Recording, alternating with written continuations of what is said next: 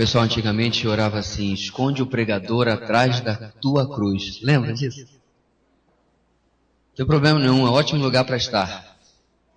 Graças a Deus, irmãos, pelo privilégio de orarmos uns pelos outros, de praticarmos aquilo que nós cantamos, né? A alegria é poder pedir ao Deus bendito pelo meu irmão.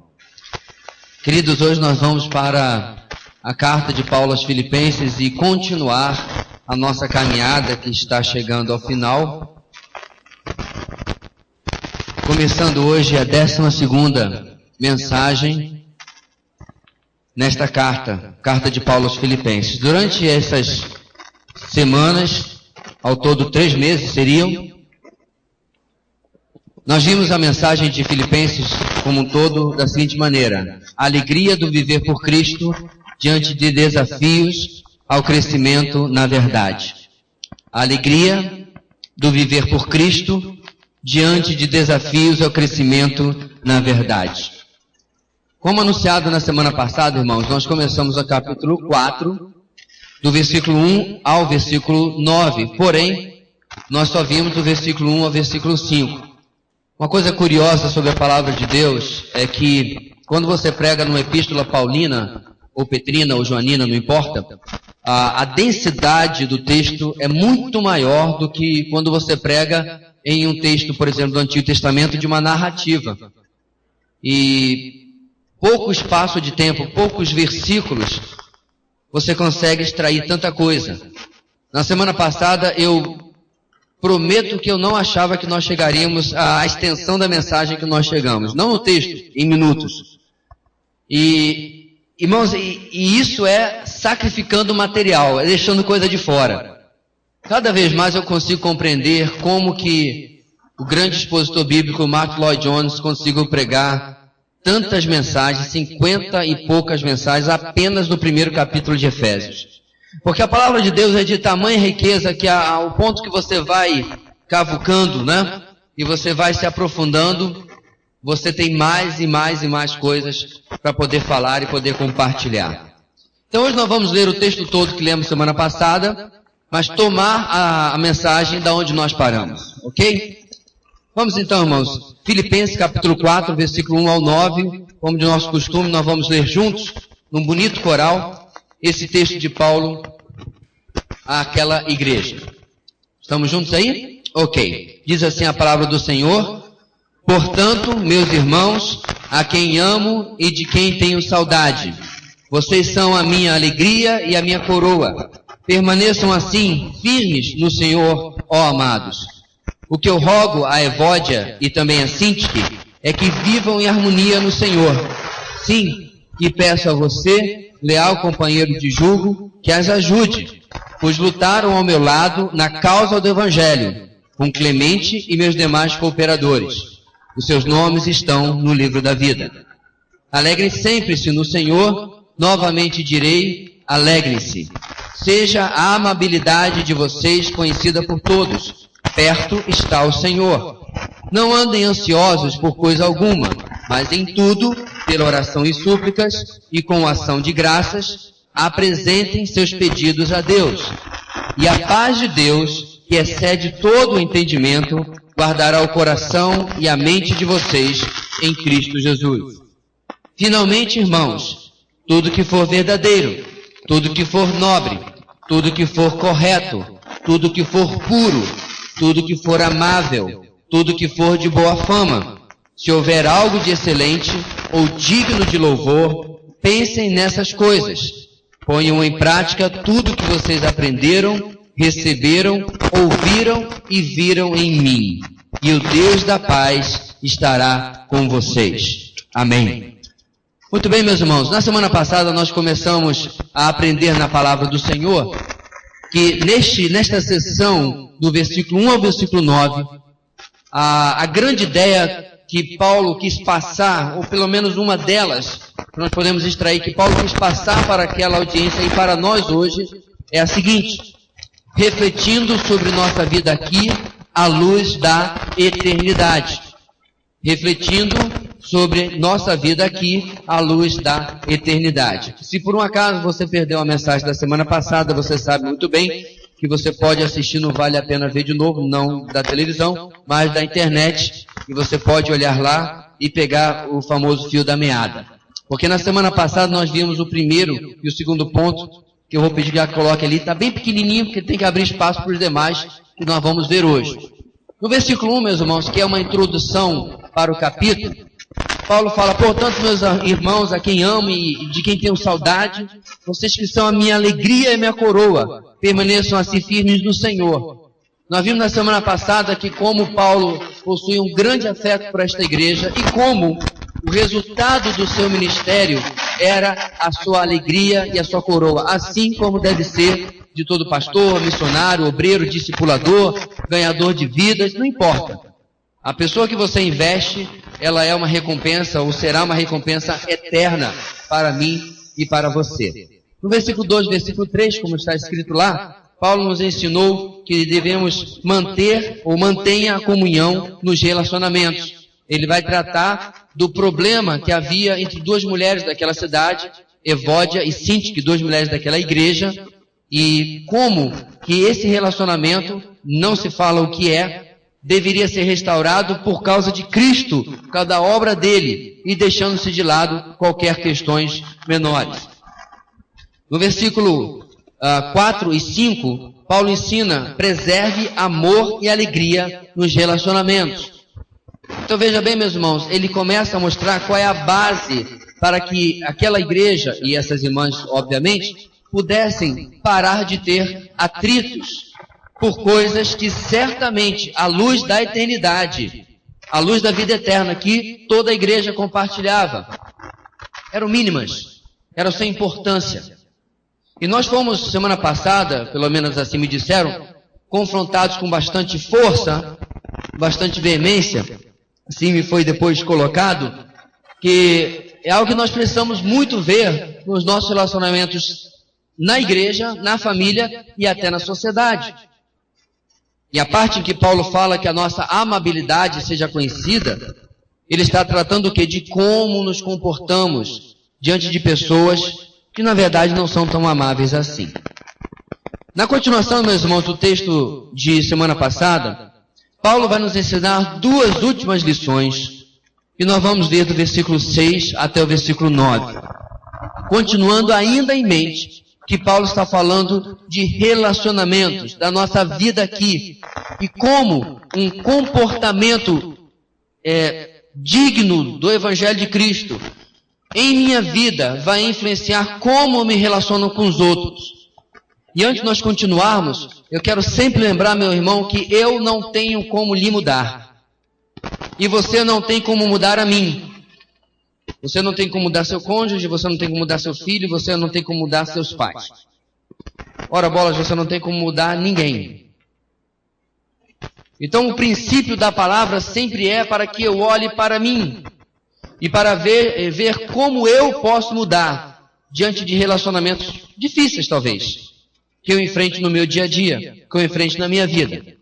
Então, meus irmãos, a terceira lição, continuando a ordem da semana passada, que o texto de Filipenses capítulo 4, 1 a 9 nos ensina, é a seguinte: vença a ansiedade pela confiança em Deus que gera paz. Vença a ansiedade pela confiança em Deus que gera paz.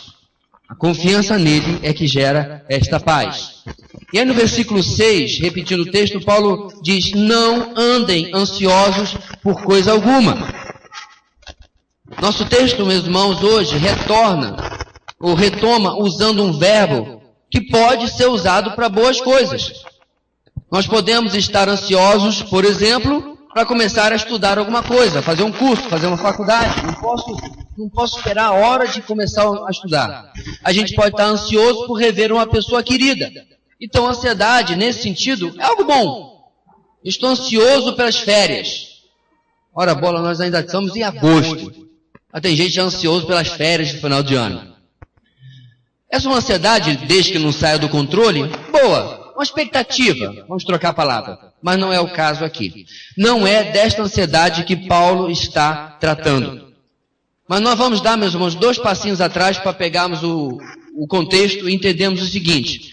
Paulo fala sobre alegria, versículo 4, Paulo fala sobre amabilidade, versículo 5, e também diz amabilidade e alegria diante da noção ou da ideia concreta, segura, do breve retorno do Senhor Jesus. Quando ele fala, perto está o Senhor. E isso deve influenciar, deve estabelecer o meu estilo de vida, a minha base, sobre a qual agora nós podemos colocar os demais conselhos desse texto. Então perceba, meus irmãos, que Paulo, antes de falar de uma coisa circunstancial da nossa vida, ele pega eu e você e traslada, não, traslada também é certo, mas traslada é mais chique, traslada para o que? A eternidade. E vai dizer o que? Vocês estão lá em cima, em Cristo. Me lembra bem Efésios capítulo 1. E a face dessa eternidade, todas as suas demais decisões, atitudes, comportamentos, devem ser estabelecidos. Irmãos, isso é extremamente importante. Porque tem muito cristão que o nome está lá no livro da vida. Tem muito cristão que está salvo, verdade, é cristão, mas vive uma vida miserável. Porque está extremamente apegado a esse mundo. Quando eu digo esse mundo, é sempre bom deixar bem claro que eu não estou dizendo que ele um dia está na igreja ou está no forró. Não, não é isso. Que ele vive uma vida dissoluta. Que ele é um pecador inveterado. Ninguém está falando disso. Viver, meus irmãos, apegado a este mundo é viver do jeito deste mundo, na cultura deste mundo, no pensamento, na ideologia, na ansiedade deste mundo. Então Paulo nos leva lá em cima, e agora ele começa em cima dessa base a estabelecer outros conselhos, que é onde está o nosso ponto 3. Como definir então, meus irmãos, ansiedade? Um certo comentarista num dicionário diz que ansiedade é o termo que indica falta de confiança na proteção e cuidado de Deus por mim ou pelo seu povo. Olha só. Indica falta de confiança na proteção e cuidado de Deus por mim ou pelo seu povo. Em nosso contexto, duas questões estavam na mente de Paulo quando ele escreveu isso. Primeiro, as questões que levaram Evódia e Sintique a se desentenderem. Ficamos ansiosos com as pessoas quando elas não agem de acordo com o que pensamos que elas deveriam. Ficamos ansiosos quando elas não fazem aquilo que nós achamos certo. E muitas vezes, irmãos, o conflito surge porque nós queremos mudar os outros, em lugar de mudar a nós mesmos e confiar no que Deus está fazendo, apesar do erro do outro ou mesmo do nosso. Então, quando nós começamos, meus irmãos, a dentro do relacionamento, jogar coisas que não deveriam estar lá, que são a minha opinião, o meu desejo, o meu querer, a ansiedade muitas vezes se estabelece. Mas também, meus irmãos, Paulo não apenas estava pensando em problemas de relacionamento, mas também ele tinha em mente os problemas que cercavam o cristianismo da sua época, do primeiro século. Os cristãos eram uma minoria, e uma minoria perseguida por gentios e por judeus, tendo muitos desses perdido bens, familiares e amigos. Então, meus irmãos, em todo este cenário, a ansiedade não deveria ser, mas era algo que poderia sim acontecer. Você já pensou quando você estava numa daquelas cidades do interior, chegava a notícia de que soldados do templo prendendo cristãos tinham chegado na sua cidade? Aí você lembrava que seu filho estava talvez na praça brincando, e alguém podia denunciá-lo como filho de um cristão. Todo esse cenário trazia extrema dificuldade, estresse e ansiedade para esse povo. Diante de tudo isso, eles ainda assim, diz o texto, não deveriam andar ansiosos por coisa alguma. E veja bem, meus irmãos, Paulo não está sozinho nessa exortação. Pedro, o apóstolo Pedro, declara a cristãos que sofriam uma dura perseguição. Lancem sobre ele, sobre Jesus, toda a sua ansiedade, porque ele tem cuidado de vocês. 1 de Pedro 5:7.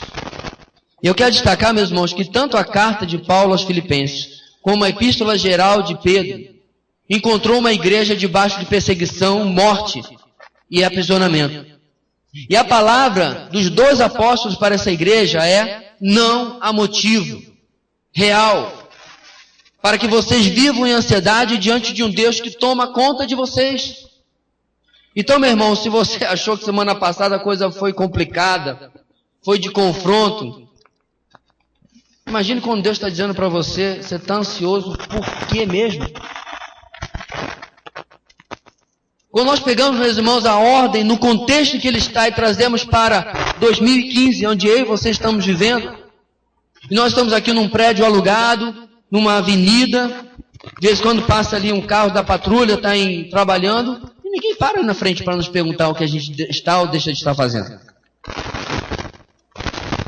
Portanto, se o conselho, ou se a ordem, melhor dizendo, valia para aquela época, muito mais vale para nós hoje em dia. Muito mais se aplica a nós hoje em dia. Então, não vou fazer nada? Se eu não posso ficar ansioso, eu tenho que fazer o quê? Eu não tenho que agir? Eu não tenho que interferir? Temos uma ideia, meus irmãos, como seres humanos, que para resolver as coisas nós somos indispensáveis. Temos que fazer alguma coisa, temos que agir. Paulo, sabendo dessa nossa mania de ativismo ou hiperativismo crônico, ele nos dá uma tarefa no texto que nós acabamos de ler. Repetindo, diz Paulo, não andem ansiosos por coisa alguma, mas em tudo, pela oração e súplicas, e aí por diante. Qual a tarefa que Paulo nos dá? Ore. Apresente a sua oração diante de Deus. E repare o trocadilho, irmãos. Em nada ansiosos, em tudo orando. Isto não é, meus irmãos, uma coincidência. Paulo está fazendo dois extremos para dizer, pare de correr atrás de soluções sem antes acalmar o seu coração, sua mente, acalmar o seu próprio espírito na presença de Deus. Os maiores problemas, meus irmãos, que nós nos metemos é que, na melhor das hipóteses, nós vamos agindo e orando. Eu já estou lá na frente, Deus está correndo atrás de mim na oração, porque eu já vou fazendo as coisas. Eu já vou dando o telefonema, já vou contactando, eu já vou... E muitas vezes, ou na maioria das vezes, o tempo que eu gasto para consertar uma situação, um problema que eu causo por não ter esperado em Deus, é maior do que se eu tivesse parado e ouvido o versículo que nós acabamos de ler. Em lugar de ansiedade, não vou ficar ansioso em nada, mas em tudo eu vou pedir. No contexto, meus irmãos, Paulo diz isso de uma forma dupla, oração e súplicas. Oração diz respeito a algo mais geral e súplica a algo mais específico. E ele reforça essa questão do específico no final. Apresentem seus pedidos a Deus. Irmãos, quantas vezes nossa oração é um enorme sobrevoo? Algo superficial, algo genérico. É claro que a ideia de Paulo aqui, meus irmãos, não é que a gente tem que dar a cor, o modelo, o tipo, o minúsculo detalhe. A ideia de Paulo, meus irmãos, é gastar tempo com aquele problema diante de Deus. Gastar tempo com aquela questão diante de Deus. É investir tempo para ouvir Deus enquanto eu estou falando com Deus. A ideia, meus irmãos, é de tempo com Deus, no qual aquilo que vem roubando a nossa tranquilidade pode ser disposto diante dele, lançado diante dele. Sabe por quê? Você sabe, porque você leu ontem no nosso devocional aqui na igreja, a frase de C.S. Lewis: eu oro porque não tenho como me conter. Eu oro porque sou impotente. Eu oro porque a necessidade flui de mim em todo momento, acordado ou dormindo. Aí ele termina. Isso, ou seja, a oração, não muda a Deus, muda a mim. Então a ideia, meus irmãos, não é que eu vou orar e, portanto, Deus vai me ouvir. Portanto, eu insistir naquele assunto, Deus vai lá do céu dizendo, rapaz, não ia dar não, mas o sujeito é chato. Então eu vou dar. Mas a ideia, meus irmãos, é que no derramar da oração, Deus transforme, trabalhe o meu coração naquilo que eu e Deus estamos fora de sintonia, fora de sincronismo, fora daquilo que Ele realmente deseja fazer na minha vida. Há um tempo atrás, meus irmãos, eu estava orando sobre determinada coisa, muito tempo atrás. Eu me lembrei disso quando eu estava escrevendo essas palavras. E o interessante, meus irmãos, que cada vez que eu orar por aquele assunto, a única coisa que eu não sentia era paz, era tranquilidade. E depois desse incômodo, eu parei de apenas orar e sentir aquela paz que eu estava falando com uma parede, com uma barreira. E eu parei para dar detalhes, para conversar mais com Deus sobre aquilo, para meditar na palavra. E Deus, meus irmãos, findou falando ao meu coração através da palavra que eu estava orando fora da vontade dele. No transcorrer daquele dia, ele começou a me mostrar algumas circunstâncias que apontavam que aquilo não era a vontade de Deus para mim e para a minha família. E, portanto, eu precisava tomar uma outra decisão, fazer outra coisa. E não ir por ali. Porque o problema, meu irmão, não é você querer alguma coisa. O problema é você querer muito. Porque aí você passa na frente de Deus. Porque aí você pensa que você está fazendo a coisa debaixo de oração.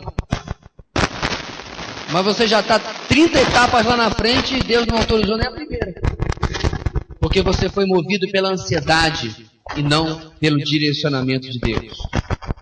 Mas não nos esquecemos, meus irmãos, de um detalhe importante, fundamental, que tem no texto que nós acabamos de ler. Paulo fala que nós devemos orar, suplicar, mas ele diz, com ação de graças. Uma palavra que você conhece, e talvez ele soubesse que estava no original grego, se chama Eucaristia, que significa ação de graças. Significa a qualidade de ser grato, implicando eu agir de acordo com isso. Porque gente grata não murmura, gente grata não reclama, gente grata não fica de bico. Eu sou grato. Estou feliz com aquilo que Deus está fazendo.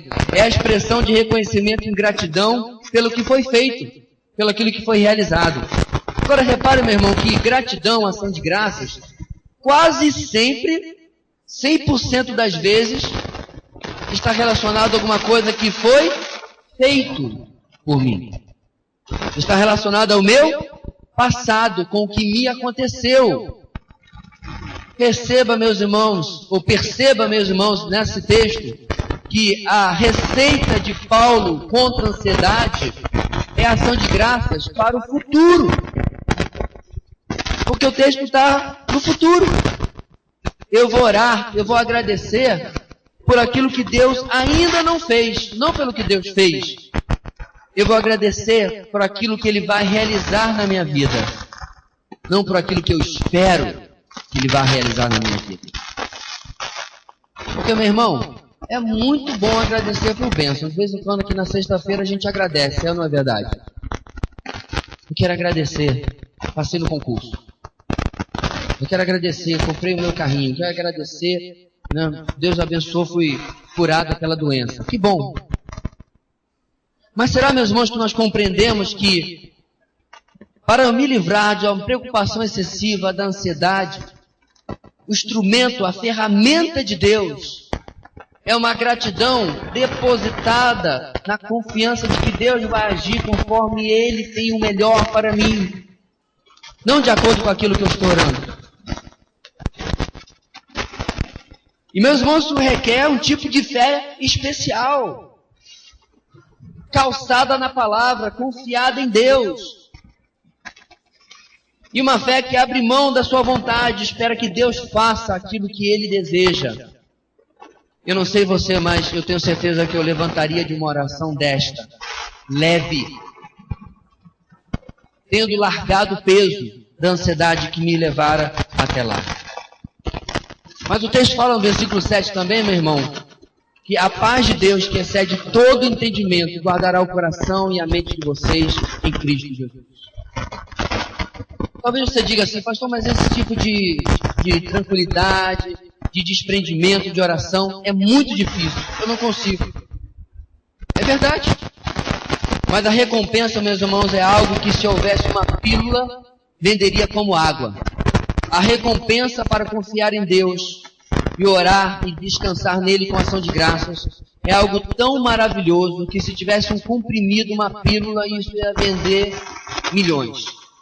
Qual é a recompensa? Está no versículo 7. Paz de Deus, E não qualquer paz, mas a paz de Deus que excede todo o entendimento, que vai além da possibilidade. O problema não passou, a luta não acabou, a resposta não veio, mas eu estou em paz.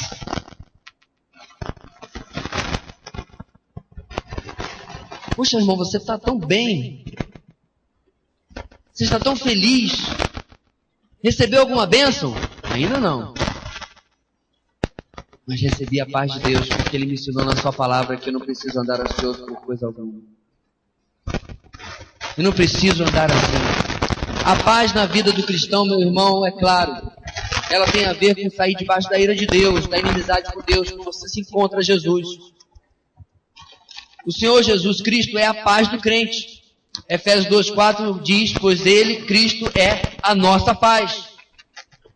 E cada filho de Deus tem paz com Deus através da justificação pela fé. Romanos 5,1. Tendo sido, pois, justificado pela fé, temos paz com Deus, o nosso Senhor Jesus Cristo. Mas a paz de Deus se relaciona com a tranquilidade interior, essa é do texto de Filipenses. A tranquilidade na caminhada de um crente perto do seu Senhor. E, meus irmãos, a paz com Deus já está lá. Ela é posicional, você já recebeu quando você se encontrou com Cristo. O problema, meu irmão, é que nós deixamos as circunstâncias, as questões que vêm a nós, os problemas, nos tirar debaixo da proteção dessa paz, daquilo que a obra de Cristo já fez em nós. Escolhas como a ansiedade nos tira dessa esfera de paz.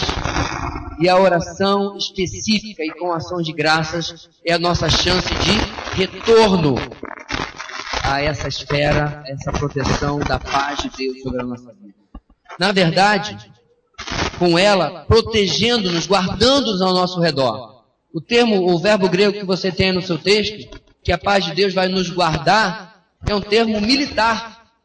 Significa o seguinte: montar guarda, fazer vigília, estar de sentinela, guardar sob custódia, proteger. Eu não sei você, mas eu me sinto muito seguro nessa fortaleza de paz que é Cristo Jesus. Você sabe daquela história, meu irmão, do menino que era implicado pelos demais colegas? E ele parou de frequentar a pracinha, porque ele não tinha tranquilidade, então ele não ia mais lá. E o seu irmão mais velho, bem mais velho, percebendo que o seu irmão não queria mais ir para a pracinha brincar, disse, mas por que você não quer ir mais? Não estou gostando mais de lá. Eu não queria falar para o irmão. Então o irmão disse, não, mas então eu vou com você. Você vai? Vou. Então ele pegou a mão do seu irmão mais velho e foi para a pracinha. E brincou. E se divertiu.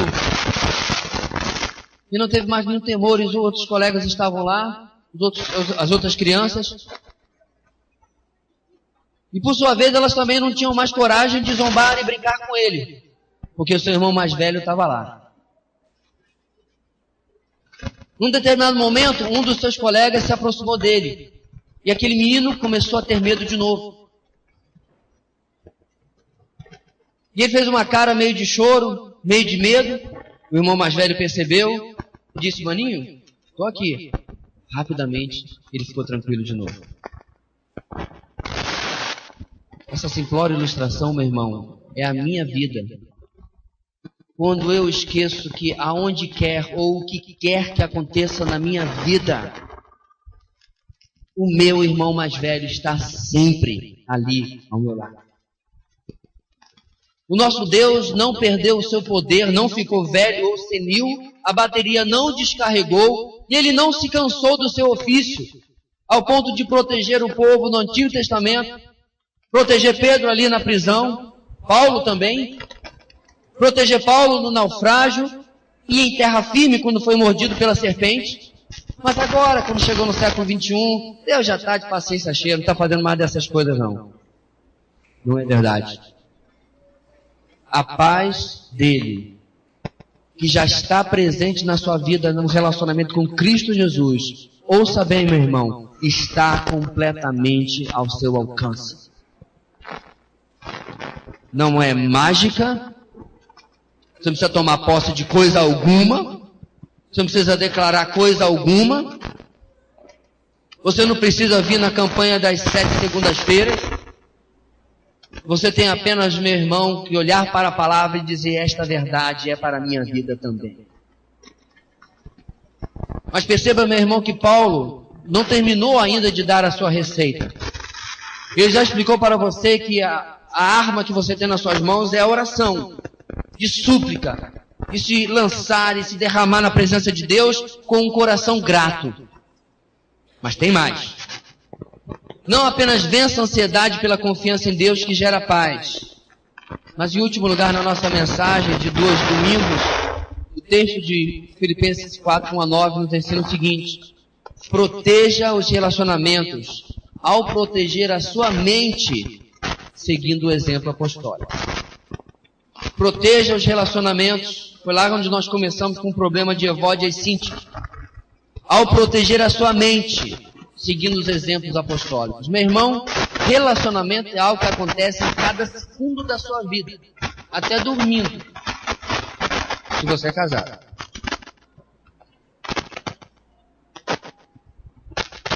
E às vezes até quando você não é casado ou não está com a pessoa que você é casado. Eu estava no congresso mês retrasado lá em Manaus, com diversos pastores. De um lado tinha uma onça, eu não sei o que a onça faz, mas tinha um barulho de onça. Do outro lado tinha uma motosserra e bem aqui tinha uma cachoeira. Eu tinha pena das esposas dessas criaturas. E você chegou cansado de viagem, chegamos às 4 da manhã em Manaus, doido para dormir, e você sentia o quarto sacudindo. Não literalmente, mas... Daí um colega falou assim: ainda tem que amar essas criaturas, que é verdade. Graças a Deus eu botei meu fone de ouvido, botei uma música clássica para tocar e falei: eu não tenho espiritualidade suficiente para dormir sem o meu ouvido ouvir outra coisa, a não ser 3 homens adultos roncando deste jeito. Até dormindo você tem relacionamento com as pessoas. Na igreja, na família, no trabalho, no comércio, em todo lugar. Como eu posso resistir ao mau humor dela, da pessoa, a ira, a grosseria, a zombaria, ao deboche, ou qualquer outra coisa que se manifeste e aperte os seus botões, acionando ali prontamente o velho homem? Paulo nos dá, meus irmãos, uma receita de 8 partes de como eu posso fazer isso, como eu posso proteger a minha mente. Nossa última sessão começa com aquele finalmente de Paulo, que não significa realmente finalmente. Não chegamos ao final. Afinal, ainda faltam 13 maravilhosos versículos no capítulo 4, na carta, para que nós terminemos nos próximos domingos. Então, o que finalmente quer dizer? Finalmente deve estar ligado, irmãos, ao contexto imediato que Paulo está escrevendo aqui. Como manter uma vida na fortaleza da paz de Deus? Porque perceba, meus irmãos, a oração era a arma para que eu retornasse à paz. E lá me mantivesse, mas eu tenho que fazer mais alguma coisa. Como eu posso proteger os relacionamentos próximos ou distantes, para que eles não sejam cheios ou instrumentos de ansiedade na minha vida? Como eu não tenho como fazer nada com a pessoa, eu tenho que fazer comigo mesmo. Então Paulo cita, meus irmãos, uma lista de 8 atitudes que devem ser soberanas em nossa vida de pensamento, na nossa mente. E esse é um daqueles textos, meu irmão, que você precisa fazer um asterisco, se você tem, colocar o pincel, né, o destaque em cima. Porque na próxima vez que você perder a sua calma, na próxima vez que você se irar, na próxima vez que você sentir a vontade de ser irônico, de ser debochado, na próxima vez que você sentir vontade de chutar o pau da barraca e perder a calma, Paulo nos dá esta receita aqui. Mas antes de nós olharmos a lista, é importante destacar que não se trata de uma listinha de autoajuda, Tipo, 8 atitudes para uma vida vitoriosa, ou 8 passos para uma nova mente. Na verdade, 6 das 8 atitudes que Paulo vai nos falar aqui estavam presentes em outras listas de dicas éticas da literatura não bíblica da época. Interessante, né? Só que tem, meus irmãos, uma enorme diferença. Quando o pagão escrevia isso, o pagão dizia: faça isso, não sei como, mas se vira. E mesmo que sejam conselhos que podem ser dados a qualquer ser humano, a dinâmica que observamos na nossa vida agora só será verdade, só será algo genuíno, porque nós temos a regeneração por nos rendermos a Cristo como nosso Senhor e Salvador. O que Paulo está dizendo, meu irmão, é que essas 8 atitudes vão ser verdade na sua vida por causa da obra de Cristo. Não porque você é uma pessoa boa, não porque são ótimos conselhos, mas porque você se arrependeu dos seus pecados e hoje o Espírito Santo habita na sua vida. Caso contrário, são só boas dicas de bem viver que você achou no biscoito da sorte. Cada uma das partes está debaixo da ação do Espírito Santo na sua vida. É você ler, aprender e dizer: Senhor, sem a tua ajuda, eu não consigo viver isso que está aqui. Então Paulo diz o que, irmãos? Finalmente, irmãos, tudo o que for verdadeiro. Paulo começa, meus irmãos, falando sobre tudo aquilo que é contrário ao irreal, aquilo que é inventado ou forjado por outros, ou principalmente pela nossa própria mente. Meus irmãos, grande parte dos problemas que nós temos são ideias, conceitos, sofismas que eu crio aqui, na minha mente, a seu respeito. Ou a respeito de alguém, ou a respeito de uma circunstância. Você sabia que as fobias nada mais são do que fortalezas da mente, de que alguém se convenceu de que aquilo é verdade e age dessa maneira? Você já teve medo do escuro depois de um filme de terror? É só um filme. Mas seja sincero, adulto, barbado, você olhou para aquela cozinha escura, ela olhou para você e disse assim: não estou com sede mesmo, eu vou dormir.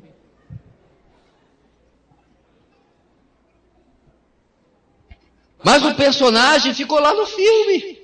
Tem nada a ver. Mas cria um pensamento que você vai alimentando e dando crédito àquilo. Não é verdade. E você age segundo a mentira.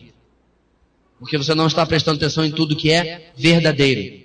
Olha o que Paulo fala, meus irmãos, aos Coríntios. 2 Coríntios 10:5. Destruímos argumentos e toda pretensão que se levanta contra o conhecimento de Deus. E levamos cativo todo pensamento para torná-lo obediente a Cristo. Então você olha para a cozinha escura e diz: tomara que tenha alguma coisa lá mesmo, porque eu estou indo é com Cristo. E Ele que tem que correr. Eu me lembro, meus irmãos, certa vez... Posso falar, meu amor, lá em São Francisco? Lá naquela casa, lá para ver se você acordou? Que dia de público, né? Nós estávamos dormindo. E nós estávamos, meus irmãos, num momento de grande ataque espiritual, trabalhando com casais. E a minha esposa acordou e presenciou um vulto feio, desfigurado, em cima da nossa cama. Ela me acordou, me narrou o que ela viu. Eu a chamei para orarmos, oramos, virei para o lado, dormimos, acabou. Ninguém levantou da cama, agora vão dormir de luz acesa. Vão dormir com a Bíblia aberta. Sei lá, outro misticismo. Vão ligar a televisão, vai que está no programa da Universal. Não é para nada. Maior é o que está em nós do que aquele que está no mundo.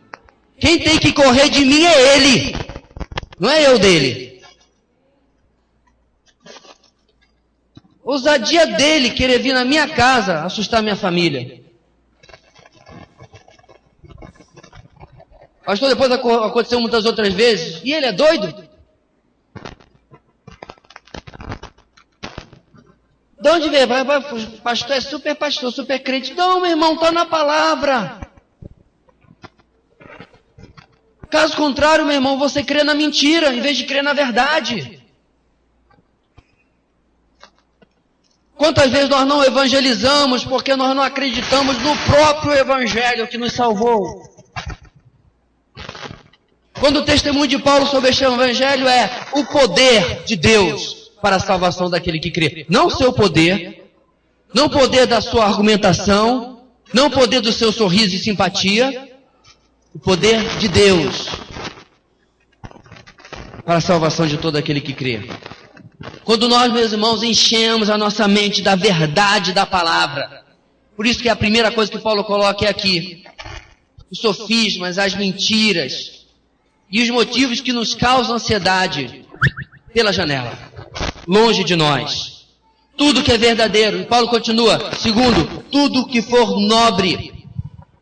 O termo significa digno de respeito, de honra, de reverência. Reconhecidamente se pode contar com aquela coisa ou com aquela pessoa. É ocupar nossa mente, meu irmão, com aquilo que é de boa fama, aquilo que é admirável. É tão interessante, meus irmãos, que às vezes nós ocupamos e alimentamos nossa mente com aquilo que nem o mundo considera nobre. Mas nós colocamos, às vezes, para entrar pelos nossos ouvidos ou entrar pela nossa visão, algo que não é nobre. Será que nós gastamos o nosso tempo com programas de televisão que são extremamente dispensáveis? Eu quero dizer para você mesmo, eu já assisti Big Brother. E se foi um, se foi dois, que de graça que foi. Até o ponto de eu olhar para a televisão, olhar para aquilo, e dizer assim, o que eu estou fazendo com o meu tempo? Eu já assisti novela.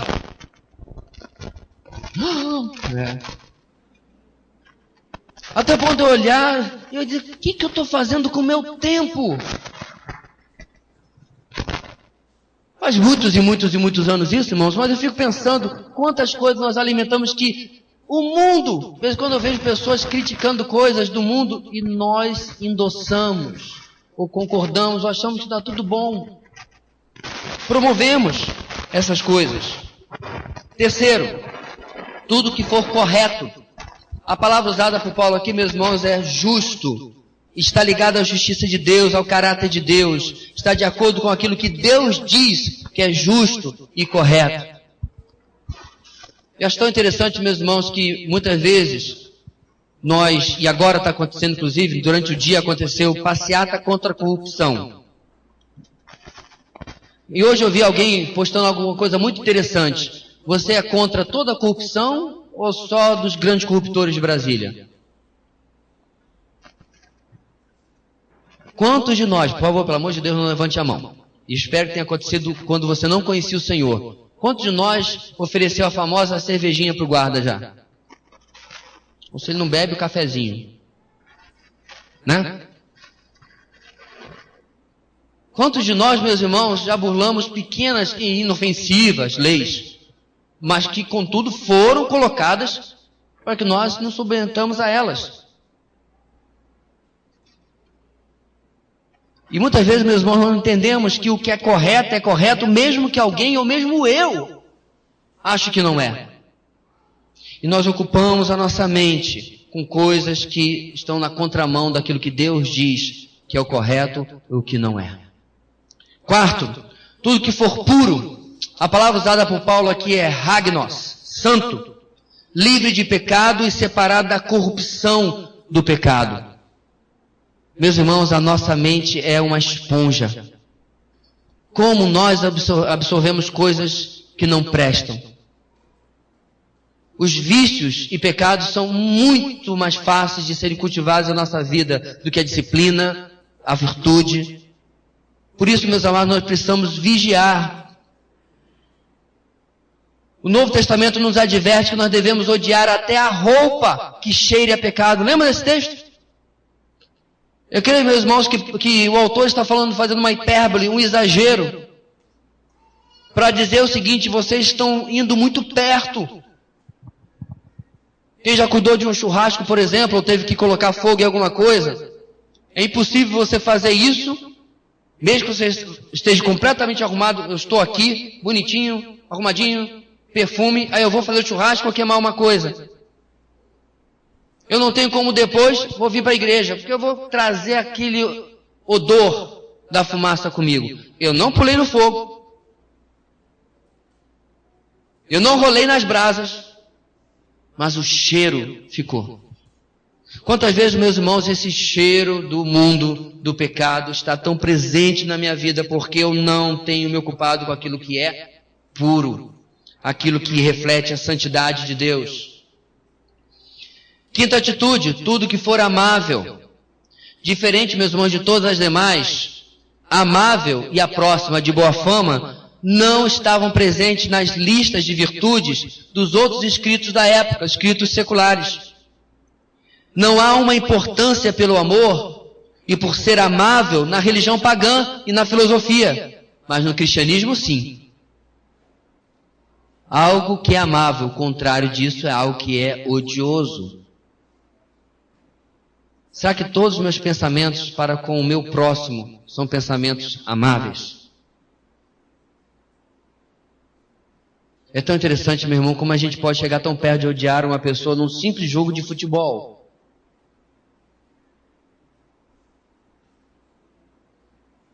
Eu me lembro, meu irmão, como era interessante assistir. Eu já contei sobre esse irmão diversas vezes, mas eu nunca deixo de me surpreender quando lembro dele. Um missionário de Novas Tribos que jogava futebol conosco toda terça e todo sábado. Michael, entre nós, no Brasil, ele tratava de Miguel. E uma certa feita, alguém do nosso time, provavelmente eu, fez um golaço. Deve ter sido eu. Não lembro bem. E, claro, veio lá o time, porque o gol foi muito bonito. Eu não lembro se foi eu, não estou brincando. E o time comemorando tal. Quando a gente olha para o lado, adivinha quem está comemorando com a gente? O Miguel, que é do outro time. Irmãos, 90% ali eram crentes. Mas o Miguel era praticamente o único que a gente nunca via brigando, discutindo, batendo boca, se aborrecendo, querendo tirar o sangue só um pouquinho, só 500 ml do outro. E chegou ao ponto de comemorar um gol bonito do time adversário. Encheram a nossa mente, meus irmãos, de pensamentos amáveis. Se existe alguma área da sua vida em que você não consegue proceder disso, eis aí o conselho do Senhor Jesus: corta fora. Se você não consegue ser amável, se você não consegue ser puro, se você não consegue ser justo, correto, verdadeiro em alguma área da sua vida, corte essa área da sua vida. Talvez seja exatamente o futebol. Ou não pode não ter nada a ver com o esporte, mas será algo que você não tem mais como permitir na sua vida, porque está contaminando a sua mente. Como disse, além de amável, o sexto, boa fama, não tem nos escritos da época. De igual maneira, o ímpio, mesmo o melhor deles, não se importava muito com o seu testemunho pessoal. A expressão, meus irmãos, que nós temos aqui nessa sexta parte de boa fama, ela tem um duplo sentido. Tanto é alguém de quem se fala bem, como alguém, presta atenção, que fala bem dos outros. O termo grego significa as duas coisas. É alguém de quem se fala bem, que tem boa fama, e alguém que fala bem dos outros. E eu acho isso também uma coisa muito interessante, meus irmãos, porque como nós somos rápidos em falar mal, mesmo que a pessoa mereça, mesmo que a pessoa tenha realmente feito aquilo, nós falamos mal da pessoa. E muitas vezes, meus irmãos, sem utilidade alguma. Não é como se alguém estivesse espalhando uma heresia, a gente está alertando, irmão, isso aqui é uma heresia, infelizmente está sendo espalhado e tal. E quando nós falamos da vida pessoal da pessoa. E ocupamos e guardamos na nossa mente aquilo que de maneira nenhuma traz boa fama. Sabe que é uma coisa, meus irmãos, que me ocorre aqui também? Muitas vezes nós fazemos essas coisas sem termos prova. A pessoa olhou torto para nós. Ou aconteceu da pessoa estar conversando com outra ali, e ela olhou para trás, os olhos dela se cruzaram comigo, aí lá vem o sofisma, lá vem, está falando de mim. Mas também é de se esperar desta pessoa. Ela age assim sempre. Ah, meu irmão, essa é uma ladeira sem freio de mão, sem freio do pé, sem freio algum. Porque eu estou alimentando a minha mente com aquilo que não é verdadeiro. Aquilo que não há prova, que não há corroboração. Aquilo que não há fato. Para que eu possa dizer, ah, é assim. Nesses anos de ministério, meus irmãos, várias e várias vezes alguém disse assim, pastor, eu acho que fulano está armando uma para o senhor. É? Rede? Não. Mas por que o irmão diz isso? Não, irmão, pastor, eu sinto da maneira como ele fala com o Senhor. É revelamento uma coisa dessa. Pois é, pastor, o que o senhor vai fazer? Eu? Nada. Absolutamente nada. Eu não fui assobiado pelo ministério não, meu irmão. É absoluta convicção do que faço. É a absoluta convicção de quem sou em Cristo e o pecador que sou. E se uma pessoa age com artimanhas, pelas costas, pelo cochicho, pelos cantos, terrível coisa é cair nas mãos do Deus vivo. Essa pessoa deveria estar com muito medo, não tem nada a ver com tocar no ungido não, medo de fazer isso com qualquer irmão. Com qualquer irmão em Cristo. E eu, fora da minha mente, porque eu não quero ansiedade em cima de mim. O texto termina, se houver algo de excelente, virtuoso, de bom caráter, na verdade um caráter incomum, ao ponto de ser digno de elogio. Como é bom, meus irmãos, conviver com gente assim.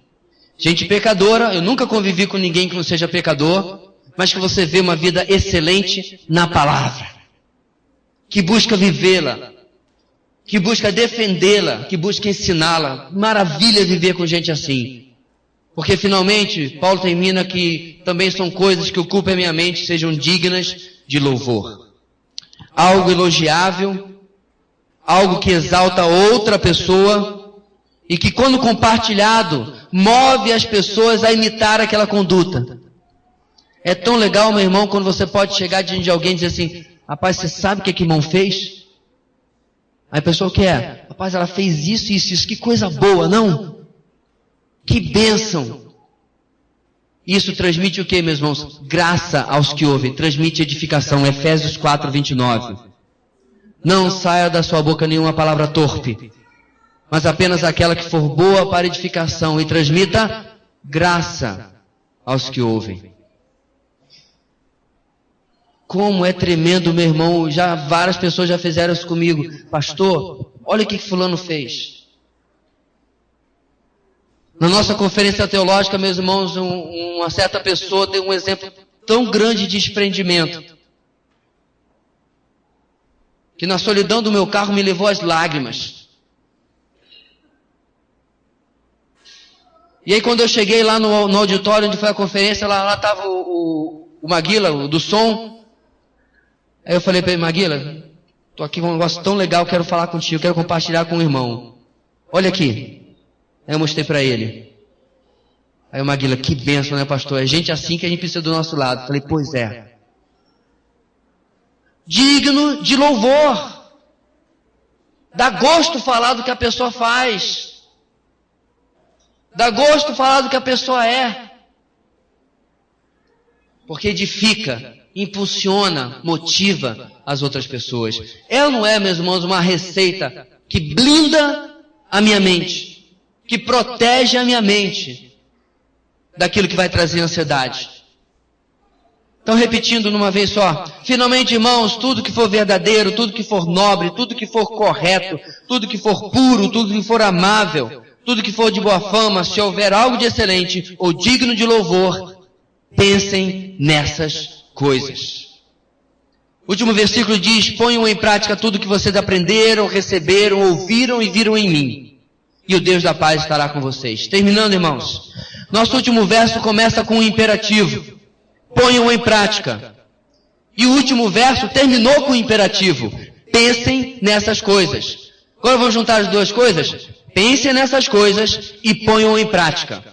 Um comentarista bíblico chamado Colange, ele diz o seguinte, a dinâmica do cristianismo deriva-se da união desses dois imperativos. Eu penso correto, eu ajo correto. Eu já ouvi isso em algum lugar. A sã doutrina que eu creio resulta numa vida piedosa. E Paulo ensina isso, irmãos, em diversas das suas cartas. Romanos, capítulo 1 ao capítulo 11. Nisto eu creio. 12 ao final. Isso eu pratico. Efésios, capítulo 1, 2, 3 e 4. Nisto eu creio. 5 em diante. Aliás, perdão, 1, 2, 3. 4 em diante. Isso eu pratico. A sã doutrina, meu irmão, não é de maneira nenhuma um compêndio de conhecimento que eu decoro para ganhar um diploma. Eu já sei tudo. Mas é um conhecimento vivo que transforma a minha vida. Que transforma os meus desejos, as minhas indecisões e decisões. Me transforma em alguém mais parecido com Cristo. Esses dois imperativos vêm para nos mostrar que eu não posso ficar nem de um lado ou nem do outro apenas. Isto é, eu penso de forma elevada em minha mente regenerada pelo Espírito e pratico imitando o que aprendo nos bons exemplos ao meu redor. É o que Paulo termina dizendo. E aquilo que eu aprendo da palavra de Deus também. E Paulo diz o seguinte, o que vocês aprenderam. Ele está falando do ensino formal, irmãos. A nossa EBD, por exemplo, como eles aprenderam do apóstolo lá em Filipos. Ele diz o que vocês receberam. Isso fala da tradição das práticas baseado no ensino apostólico. Paulo ensinava, depois de ensinar, ele dizia, por causa disso, nós vamos fazer assim, assim e assim. Porque nós temos aprendido da palavra. Terceiro, o que vocês ouviram. Fala do ensino informal, falado nas conversas, na transmissão oral das verdades cristãs. Como é bom, meus irmãos, quando a gente encontra com um irmão em Cristo, ou tem a oportunidade de compartilhar até mesmo online, não importa, pelo telefone, e nós aprendemos das virtudes que Deus tem manifestado na vida daquele irmão. Por isso que não dá para você ficar sem congregar. Como nós vimos na semana passada, é o ferro no ferro. A tradição, meus irmãos, oral também é gestual. O que nós vivemos, o que nós passamos pela nossa vida. Por quê? Porque a última recomendação de Paulo é, e o que vocês viram em mim. Fala do aprendizado pela observação, do procedimento na vida do apóstolo. Meus irmãos, desde que eu me converti com 10 anos de idade, eu comecei a observar as pessoas ao meu redor na igreja. E toda igreja tem pessoas de diversos níveis espirituais. Isso é normal, comum. E eu percebia, meus irmãos, que algumas pessoas não queriam nada a ver com a hora de Jerusalém. Estavam na igreja, sei lá por quê. Mas tinha outras que eram sérias, comprometidas com o ministério e com a palavra. Estavam fechadas com Deus. O que eu fiz? Eu vou atrás desses aqui. Eu vou aprender com eles. E aí eu descobri na minha escola um grupo de jovens que era sério e comprometido com Deus. O que eu vou fazer? Eu vou andar com isso aqui, vou imitar, vou aprender. E como eu aprendi? Quando eu cheguei no seminário, meus irmãos, a mesma coisa. Cheguei no seminário já, obviamente, de maior, e a gente já começa a pensar no futuro, casamento, filhos, e eu comecei a observar as famílias dos meus professores ao meu redor. nós podemos muito, meus irmãos, aprendermos com a vida dos outros. Paulo não fala aqui, meus irmãos, em mim, porque ele está resumindo apenas nele, mas porque ele foi o apóstolo que plantou e que edificou a igreja dos Filipenses. Mas esta verdade, meus irmãos, vale para todos nós, de sermos modelo na vida uns dos outros. Como é que o nosso texto que nós começamos semana passada termina? A última frase de Paulo no versículo 9 é o quê? E a paz de Deus e o Deus da paz estará com vocês. Repararam o sanduíche? Repararam como ele faz um fechamento aqui? Paulo termina, irmãos, de uma maneira inteligente e poética. A paz de Deus, no verso 7, que trazia a promessa aos que venceram a ansiedade. O texto fecha com o Deus da paz no verso 9. Afinal, este Deus é a real motivação para os nossos relacionamentos e para nós vivermos uma vida no padrão que a palavra de Deus nos deu hoje. Por que você deve viver uma vida livre de ansiedade? Por que você deve viver uma vida à luz da eternidade? Isso influenciar os seus relacionamentos? Deus é a nossa motivação. Agradá-lo, servi-lo, glorificá-lo. Você tem feito isso nos seus relacionamentos? Você tem sido espelho da pessoa de Cristo nos seus relacionamentos? As pessoas são edificadas pela sua vida, pelo seu serviço, por aquilo que você fala, por aquilo que você vive. Você já percebeu, meus irmãos, que se todos prestarem atenção e obediência ao texto que nós vimos hoje, nós viveríamos em uma harmonia de relacionamento que eu creio que poucos de nós experimentam constantemente na sua vida. Servindo ao outro mais do que a mim mesmo. Vivendo em prol do outro mais do que para mim mesmo. Isso faz parte daquilo que é louvável, justo, correto e verdadeiro que eu devo ocupar a minha mente. Quero convidar-nos a nós fecharmos os nossos olhos. Baixe sua cabeça comigo em nome de Jesus. Coloque sua vida diante do Senhor.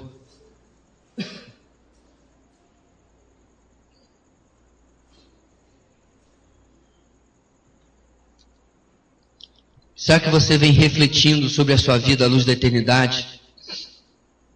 Será que você tem mantido a comunhão dos relacionamentos com amor e alegria? Você tem vencido a ansiedade, confiando no seu Deus, experimentando esta paz? Você tem protegido os seus relacionamentos com uma mente que é repleta de boas coisas? Coisas justas, retas, de boa fama? Esta tem sido a realidade na sua casa, meu irmão. Esta tem sido a realidade no seu trabalho, na sua igreja, onde quer que você esteja. Você não tem como mudar ninguém. Mas diante da palavra de Deus hoje, você pode mudar a si mesmo. Como você trata os seus irmãos em casa, como você trata os seus filhos e os seus pais. Como você trata o seu cônjuge. Como você trata o seu irmão em Cristo. Senhor, nós reconhecemos que unicamente através do Senhor e da Tua boa mão sobre nós podemos fazer o que a Tua palavra nos desafiou hoje. Na verdade, esses imperativos, só a graça. Só a graça do Senhor pode nos possibilitar pensar nessas coisas e praticar essas coisas. Que este todo que o apóstolo Paulo registrou para aquela igreja nos acompanhe, ó Deus, nesta semana, firmando este ensino em nós. Que se há, ó Deus, necessidade de consertar algo em algum relacionamento nosso, que a instrução da Tua palavra nos mova pelo poder do Espírito Santo para fazer aquilo que nós não podemos fazer sozinhos. Mas pela Tua graça, com certeza nós conseguimos.